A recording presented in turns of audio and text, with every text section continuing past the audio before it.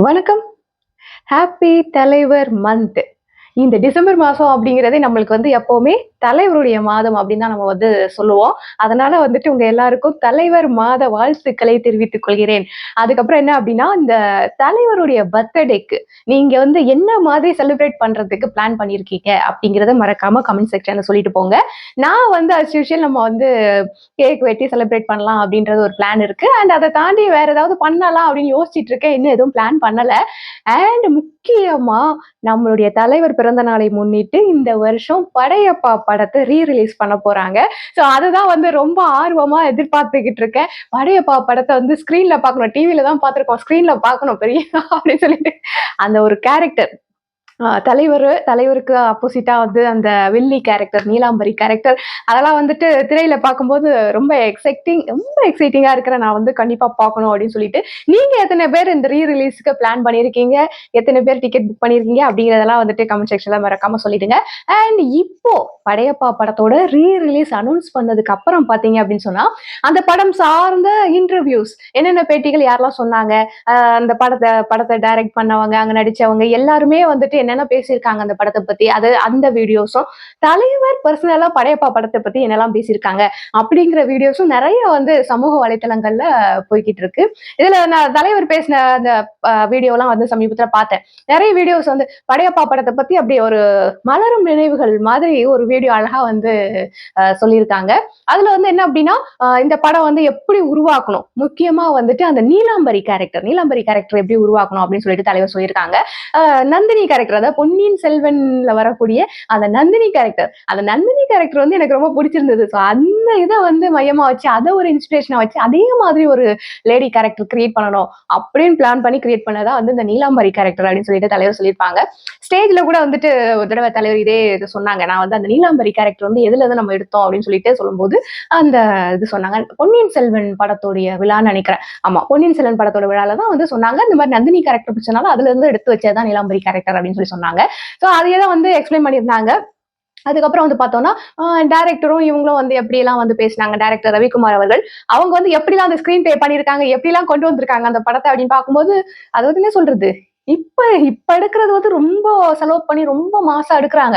அப்படி இருந்தாலுமே, அதையும் தாண்டி அந்த காலத்துல எடுத்த மாஸ் படங்கள்லாம் பார்க்கும்போது, இன்னும் நம்மளுக்கு இப்படிலாம் எடுத்திருக்காங்களா? இப்படிலாம் கதை போகுதா? அப்படின்னு சொல்லிட்டு அந்த மாதிரி பார்க்கும்போது ரொம்ப எக்ஸைட்டிங்கா இருக்கு பார்க்கறதுக்கு. டிவில பார்க்கும்போது ரொம்ப அருமையா தான் இருந்தது. இருந்தாலும் பெரிய திரையில பார்க்கணும். வெள்ளி திரையில பார்க்கறது தான் நம்மளுக்கு என்ஜாய்மெண்ட் அப்படிங்கிற மாதிரி இருக்கு. வெயிட்டிங் பார்க்கறதுக்காக. அண்ட் அதுல இந்த காமெடி மட்டுமே எடுத்து தனியா ஒரு இது ஓட்டலாம் அந்த படத்துல. அந்த மாதிரி நிறைய காமெடி சீன்ஸ் இருக்கும். நிறைய மாஸ் சீன்ஸ் இருக்கும். ஃபர்ஸ்ட்ல என்ன அப்படின்னா, அவங்க காதலிய கூட்டிட்டு வரக்கூடிய அந்த சீன். ஒரு இடத்துல எனக்கு பணம் இல்ல அப்படிங்கிறதுக்காக கூட பிறந்த தங்கச்சியவே நீ இல்ல அப்படின்னு சொல்லிட்டு, என் பொண்ணை விட்டுட்டு நீ வேற ஒரு பொண்ணு உன் பையனுக்கு கல்யாணம் பண்ணி வச்சல. இப்ப நான் எப்படி உன் பொண்ணு என் வீட்டுக்கு மருமகளா கூட்டு போவேன்னு நினைக்கிறேன் அப்படின்னு சொல்லிட்டு ஒரு மாஸ் சீன் வரும். சோ அதுக்கப்புறம் தான் படம் ட்விஸ்ட் ஆகும். ட்விஸ்ட் ஆகி நீலாம்பரி கேரக்டர் அப்ப ரொம்ப பூஸ்ட் ஆகி மேல வரும். அதெல்லாம் பார்க்கும்போதே அப்படி இருக்கும் அந்த சீன் எல்லாம். எப்படியா யோசிச்சாங்க அந்த சீன் எல்லாம் அப்படின்னு சொல்லிட்டு இது பண்ணும்போது நல்லா இருக்கும். அதெல்லாம் கரெக்ட் தானே.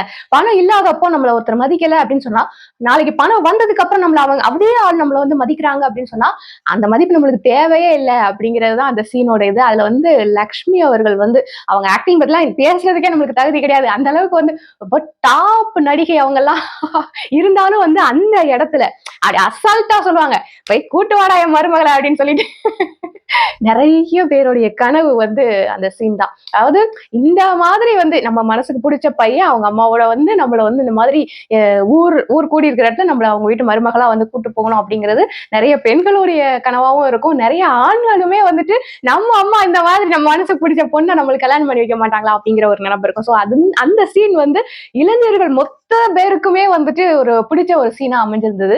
அதே மாதிரி எவ்வளவு தைரியசாலியா வேணா இருக்கு. நீ பாம்பு புத்துக்களை கையை விட்டு பாம்பு பிடிக்கிறதுக்கு வேணா உனக்கு தைரியம் இருக்கலாம். ஆனா ஒரு பொண்ணு கிட்ட போய் லவ் சொல்றதுக்கு உனக்கு தைரியம் இருக்கா அப்படின்னு கேட்டா கண்டிப்பா இல்ல அப்படிதான் சொல்லுவோம். இந்த படத்திலேயே தலைவர் ரொம்ப திணறுவாரு லவ் சொல்றதுக்கு. ஃப்ரெண்ட்ஸ் மூலமா தூத்து அனுப்பி லெட்டர் கொடுத்து அனுப்பி கடைசியில எப்படியோ ஒரு வழியா கரெக்ட் பண்ணி கல்யாணம் பண்ணி வந்தா அங்க ஒரு வில்லி நிப்பாங்க. அவங்கதான் நீலாம்பரி. அவங்க நீலாம்பரி கேரக்டர் ரம்யா கிருஷ்ணன் பின்னி எடுத்திருப்பாங்க. அதாவது இந்த படத்துக்கு முன்னாடி வரைக்கும் ரம்யா கிருஷ்ணன் அவர்களுடைய அவங்க நடிப்பு வந்து எப்பவுமே நல்லா தான் இருக்கும். குறை சொல்ற மாரிலாம் இருக்காது. அதாவது இப்படி ஒரு நடிகை இவங்களுக்குள்ள இருந்திருக்காங்களா? அப்படிங்கிறத திரும்பி பார்க்க வச்ச ஒரு படம் அப்படின்னே சொல்லலாம். அப்படிப்பட்ட ஒரு கேரக்டர். அவங்க கண்ணு தான் பிளஸ் பாயிண்ட் அதுல. அப்படி அவங்க ஒரு லுக் விடுறது, அந்த பார்க்கறது, கோவம் அப்படியே அவ்ளோ ஸ்டைலிஷா வந்துட்டு டிரெஸ் பண்ணியிருப்பாங்க. வெளிநாட்டுல போய் படிச்சுட்டு வந்திருப்பாங்க. அவங்க காரே வந்து அப்படி பறக்கும். பறக்கிற மாரி அப்படியே 2 டோர் அப்படி ஓப்பன் பண்ணி அப்படி இறங்குவாங்க.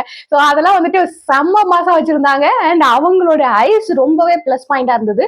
அதை தாண்டி வந்து பார்த்தோம் அப்படின்னு சொன்னா அது வரைக்கும் பார்க்காத ஒரு ரம்யா கிருஷ்ணன் இந்த படத்துல நம்ம பார்த்தோம் அப்படின்னே சொல்லலாம். சோ அது வரைக்கும் ஒரு பொண்ணு வந்து ரொம்ப சண்டித்தனம் பண்ணிட்டு இருக்காங்க அப்படின்னா அவங்களுக்கு வேற வேற பேர்லாம் சொல்லுவாங்க.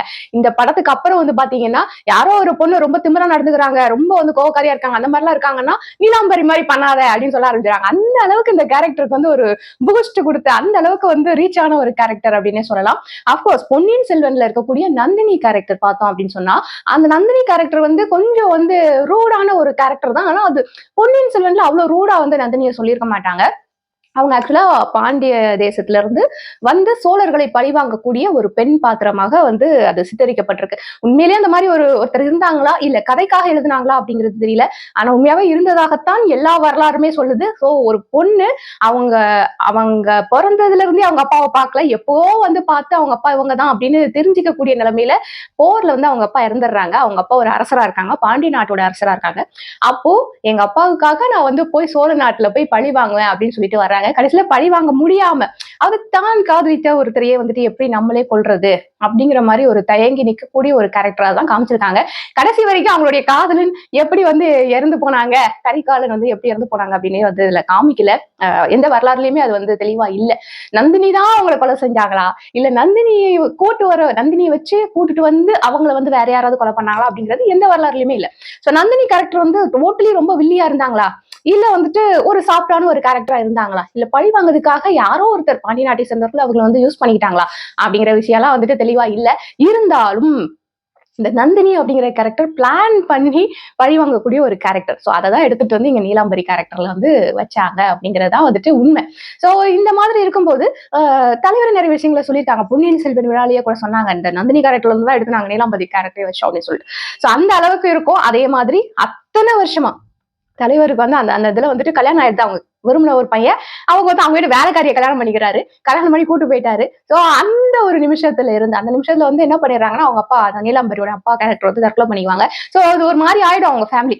ஆனதுக்கு அப்புறம் நீலாம்பரி வந்து என்ன பண்ணுவாங்கன்னா அதுக்கப்புறம் வெளியிலே வர மாட்டாங்க. நான் வெளியிலே வர மாட்டேன்டா அப்படின்னு சொல்லிட்டு எனக்கு நான் நினைச்சது நடக்கணும், நடக்கல, நான் வந்து யார் மூஞ்சியும் பார்க்க மாட்டேன், யார் மூஞ்சிலையும் முழிக்க மாட்டேன் அப்படின்னு சொல்லிட்டு அவ்வளவு அடமா இருக்கக்கூடிய ஒரு கேரக்டர். சோ அந்த கேரக்டர் வந்து எப்ப வெளியில வருவாங்க அப்படின்னா நம்ம லவ் பண்ணவன் நம்ம வீட்டு வேலைக்காரிய கல்யாணம் பண்ணி நம்ம பழி வாங்கினான் இல்லையா.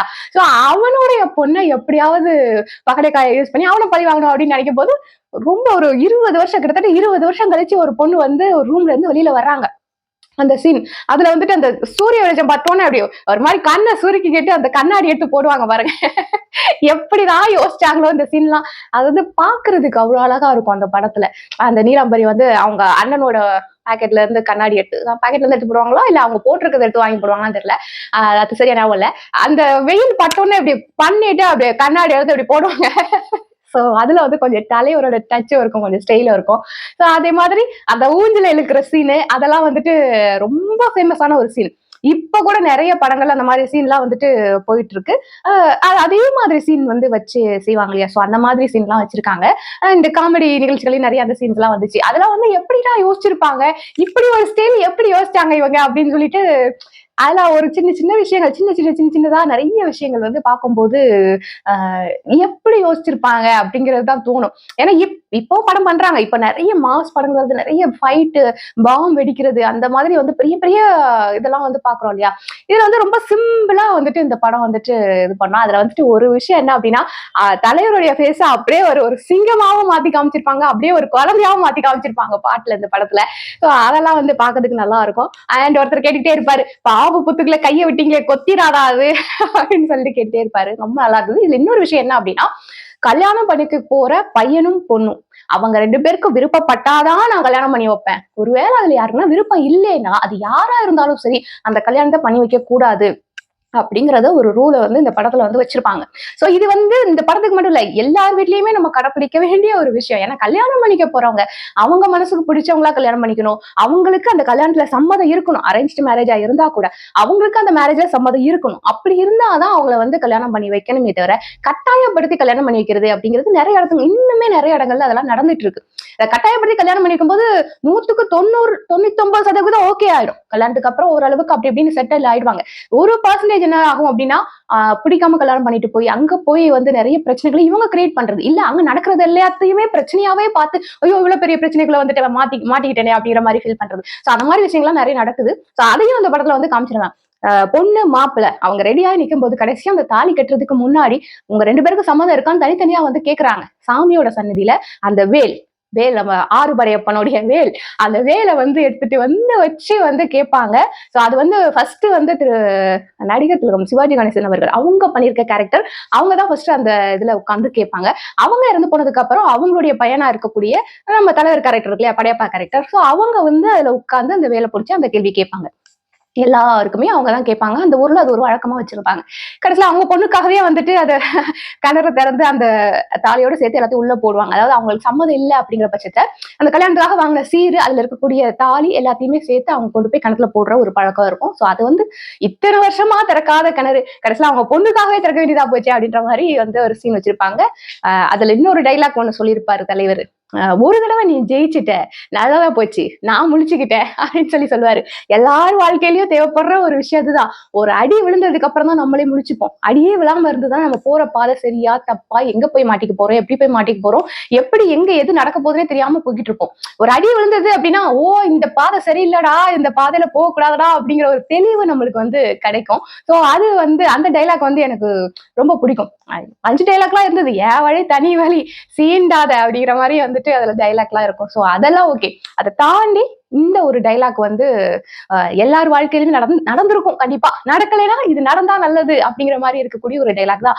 ஒரு தடவை நீ ஜெயிச்சுட்ட, நல்லதா போச்சு. நான் முழிச்சுக்கிட்டேன் அப்படிங்கிற மாதிரி எல்லார் வாழ்க்கையிலும் ஒரு அடி பட்டாதான் நம்ம முழிச்சுப்போம் அப்படிங்கிற மாதிரி ஒரு டைலாக்லாம் இதுல வச்சிருந்தாங்க. கதையோட போக்கு வந்து தலைவரோட இதுக்கு முன்னாடி ஃபர்ஸ்ட் வந்து யங்கா நடிச்சிருப்பாரு.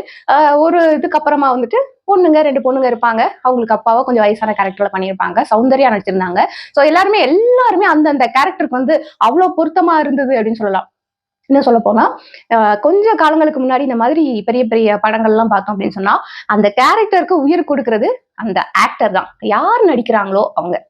ஒரு கேரக்டருக்கும் உயிர் கொடுக்கிறது வந்து அதுல நடிக்கக்கூடிய அந்த நடிகர்கள் தான் அப்படிங்கிறது மிகையே கிடையாது. அதே மாதிரி நீலாம்பரி கேரக்டர் எவ்வளவுக்கு எவ்வளவு அங்க ஸ்ட்ராங்கா நின்னுச்சோ அதை பொறுத்து தான் வந்துட்டு ஆப்போசிட்ல நம்மளுடைய படையப்பா கேரக்டரும் வந்துட்டு அவ்வளவு ஸ்ட்ராங்கா நின்னுச்சு. சோ இவ்வளவு ஸ்ட்ராங்கான ஒரு வில்லன் இருக்கும் போதுதான் அவ்வளவு ஸ்ட்ராங்கான ஒரு ஹீரோ உருவாக முடியும் அந்த இடத்துல அப்படிங்கிறது வந்துட்டு அதெல்லாம் மிகையே கிடையாது. கரெக்டான விஷயம் தான் அதெல்லாம்.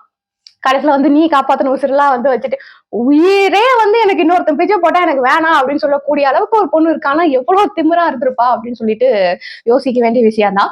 அண்ட் இதுல வந்து என்ன அப்படின்னா நீலாம்பரி கேரக்டர் வந்து நிறைய நெகட்டிவ் இருந்தாலும் கூட யாருக்குமே தலை வணங்க மாட்டேன்டா நானு அப்படின்னு சொல்லிட்டு வணங்காமடியா இருக்கக்கூடிய ஒரு பெண் கேரக்டர் அப்படிங்கிறது வந்துட்டு எனக்கு ரொம்ப பிடிச்ச ஒரு விஷயம். ஈவன் அது தலைவருக்கு வில்லியா நடிச்சிருந்தாலும் கூட பர்சனலா அந்த மாதிரி ஒரு பொண்ணு இருந்தா எப்படி இருக்கும் அப்படிங்கறத நான் நிறைய வாட்டி யோசிச்சு பார்த்திருக்கேன். அந்த அளவுக்குலாம் வந்து ரொம்ப மோசமா யாரும் இல்ல. ஏன்னா நீ காப்பாத்தின உயிரெல்லாம் எனக்கு வேண்டாம் அப்படின்னு சொல்ற அளவுக்கு யாரும் வந்து திமிரா இருக்க மாட்டாங்க. உயிரை விடுற அளவுக்கு யாரும் திமிரா இருக்க மாட்டாங்கன்னு எனக்கு தோணுது. அந்த அளவுக்கு அந்த கேரக்டர் செதுக்கி இருக்காங்க. அண்ட் இதுக்கு வந்து பேர் வச்சது வந்து தலைவர் தான். தலைவர் வந்து அந்த வீடியோலயே சொல்லியிருந்தாரு. நிறைய படங்களுக்கு என்னுடைய நிறைய படங்களுக்கு நான் தான் பேர் வச்சிருப்பேன். அது வந்து அப்பப்ப தோணும் எனக்கு அந்த டக்குன்னு தோணும் இந்த படத்துக்கு இந்த பேர் வைக்கணும்னு தோணும். அந்த பேரை வச்சிருவேன். ஸோ நிறைய படங்களுக்கு நான் பேர் வச்சிருக்கேன். அதே மாதிரி தான் இது வந்து படையப்பா அப்படிங்கிறதும் ஃபர்ஸ்ட் வந்து நான் படையப்பான்னு சொல்லும்போது டைரக்டர் வந்து என்னங்க இது ஒரு மாதிரி இருக்கு இந்த பேரு என்ன பட சோரி சிறங்கு அப்படின்லாம் போட்டு கிண்டல் பண்ணுவாங்க. இந்த மாதிரி பேர்லாம் எதுக்குங்க வைக்கணும் அப்படின்லாம் கேட்டாரு. அதுக்கப்புறம் வந்து அது சொல்லும் போது ஒரு கெத்தா இருக்குல்ல ஒரு வீரமா இருக்குல்ல அப்படிங்கிற மாதிரி நான் சொன்னேன். அதுதான் டிஸ்கஷன் எல்லாம் நடந்துச்சு. அதுக்கப்புறம் தான் வந்துட்டு ஓகே இதுவே இருக்கட்டும் அப்படின்னு சொல்லிட்டு படையப்பான்னு வச்சு அதை பேஸ் பண்ணி இந்த கதையை வந்து கொண்டு போனோம் அப்படின்னு தான் வந்துட்டு தலைவர் வந்து அந்த வீடியோல சொல்லியிருந்தாங்க. சோ இதுதான் படையப்பா அப்படின்னா வந்துட்டு இன்னும் நிறைய விஷயங்கள் சொல்லலாம். அவங்க வந்து காப்பாத்த அந்த மாடு கிட்ட இருந்து காப்பாத்துற சீனு, அந்த வேல் வந்து அப்படி நிக்குமே மாடு முன்னாடி கிளைமேக்ஸ்ல அந்த சீன் ஒரு ஒரு சீனும் மாசா இருக்கும். அது மாதிரி லைனா நிக்கும் வண்டி. அவர் வந்து கல்யாண வீட்டுல வந்து அந்த மாப்பிள்ளைய கூட்டு போறதுக்காக வருவாரு. வந்து என் பொண்ணதான் அவர் விரும்புறாரு அப்படின்னு சொல்லிட்டு கூட்டு போகும்போது நீ தனியாளா வந்து நிக்கிற அப்படின்னு சொல்லிட்டு சொல்லுவாங்க. நான் தனியாளா வரல, கொஞ்சம் பின்னாடி பாரு அப்படின்னு சொல்லும்போது அப்படியே அந்த கேமரா அப்படியே போகும் பின்னாடி, அப்படியே பெருசா லைன் போய்கிட்டே இருக்கும். என்னடா இவ்வளவு பேரா அப்படின்னு சொல்லிட்டு ஏதோ போராட்டம்னு வந்துட்டு பெர்மிஷன் வாங்கினாங்க. டக்குன்னு வந்து இப்படி திரும்பி உள்ள வந்துட்டாங்க. நாங்க என்ன பண்றது அப்படின்ட்டுருவாங்க போலீஸ்காரங்க. சோ அதுதான் தலைவர் பின்னாடி எவ்வளவு கூட்டம் இருக்கு அப்படிங்கறத காமிக்கிறதுக்கு அந்த ஒரு சீன் போதும். அதெல்லாம் கம்மி. அதுல வந்து என்ன சொல்றது, கோடியில 1% அப்படின்னு சொல்லலாம். அந்த அளவுக்கு வந்து அதுல அந்த சீன்ல காமிச்சதெல்லாம் ரொம்ப கம்மி. தலைவர் பின்னாடி எவ்வளவு பெரிய கூட்டம் இருக்கு அப்படிங்கிறது வந்துட்டு சொல்லவே முடியாது, அளக்கவும் முடியாது. அந்த அளவுக்கு இருக்கு. இப்பெல்லாம் நிறைய பேர் வந்து கூட்டம் சேர்க்கிறேன், கூட்டத்தை காமிக்கிறேன் அப்படின்னு சொல்லிட்டு பெருசா இது பண்ணிட்டு திரியுறாங்க. அந்த தலைவர் அளவுக்கு வர முடியாதுதான். எனக்கு வந்து என்ன அப்படின்னா, என்னதான் தலைவர் மாதிரியே அப்படின்னு சொல்லிட்டு பல பேர் வந்தாலும் அவர்களும் வின் பண்ணலாம். பினான்சியலி பிசினஸ் பேசிக்ல எவ்வளவு வேணா வின் பண்ணலாம். தலைவர் அளவுக்கு கூட வரலாம். அது வந்து தப்பே கிடையாது. என்னதான் அவங்க ஜெயிச்சாலோ தலைவர்கிட்ட இருக்கக்கூடிய ஒரு கேரக்டர், தலைவர்கிட்ட இருக்கக்கூடிய கான்டாக்ட்ஸ், தலைவர்கிட்ட இருக்கக்கூடிய அந்த பண்பு, அந்த தலைமை பண்பு, அதை தாண்டி ரசிகர்கள் மேல அவருக்கு இருக்கக்கூடிய அக்கறை, அதை தாண்டி சின்சியாரிட்டி, இந்த மாதிரி விஷயங்கள்லாம் உங்களுக்கு கை கூடிருமா அப்படின்னு கேட்டா கண்டிப்பா கிடையவே கிடையாது. கான்டாக்ட்ஸும் நல்லா இருக்கணும், கான்டாக்டும் நல்லா இருக்கணும். அந்த மாதிரி இருக்கிறது தலைவருக்கு தான் அமையும். அவரை காப்பி பண்ணி வேணா வரலாம், பிசினஸ் விஷயத்துல வேணா காப்பி பண்ணி வரலாமே தவிர பர்சனல் கேரக்டர் விஷயத்துல தலைவரை யாராலும் காப்பி பண்ண முடியாது அப்படிங்கறதா என்னுடைய கருத்து. நீங்க என்ன நினைக்கிறீங்க அப்படிங்கறத மறக்காம கமெண்ட் செக்ஷன்ல சொல்லிட்டு போங்க. மறக்காம நம்ம சேனலையும் சப்ஸ்கிரைப் பண்ணிடுங்க. அடுத்த வீடியோல சந்திக்கிறேன். பாய்.